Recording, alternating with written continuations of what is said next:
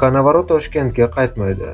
Ma'lumotlarga ko'ra, mundialni eng oxirgi uchlikda yakunlagan O'zbekiston milliy terma jamoasi bosh murabbiyi Fabio Cannavaro terma jamoa bilan Toshkentga qaytmaydigan bo'ldi. U Amerikadan to'g'ri Italiyaga uchib ketadi. Championat Aziyaning xabar berishicha, Cannavaroning o'zi ham nashrning Amerikada bo'lib turgan muxlislari bilan suhbatda buni tasdiqlagan. Xorij nashrlari esa italiyalik mutaxassisni bu qarorni o'zbek mediasi oldida yig'ilib qolgan savollar va qator tanqidlardan qochish deb baholamoqda. Xususan, Markaziy Osiyo futboli va O'zbekistonning jahon chempionatidagi ishtirokini keng yoritgan nashrlardan biri Cannavaro milliy terma jamoa bilan bortga qaytmaydi.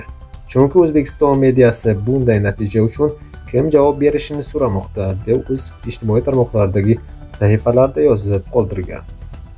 Ma'lumot uchun, yiliga $4 million maosh oluvchi murabbiy bilan O'zbekiston mundialni 48 ta davlat orasida 46-o'rin bilan yakunladi. Fikrlaringizni izohlarda yozib qoldiring.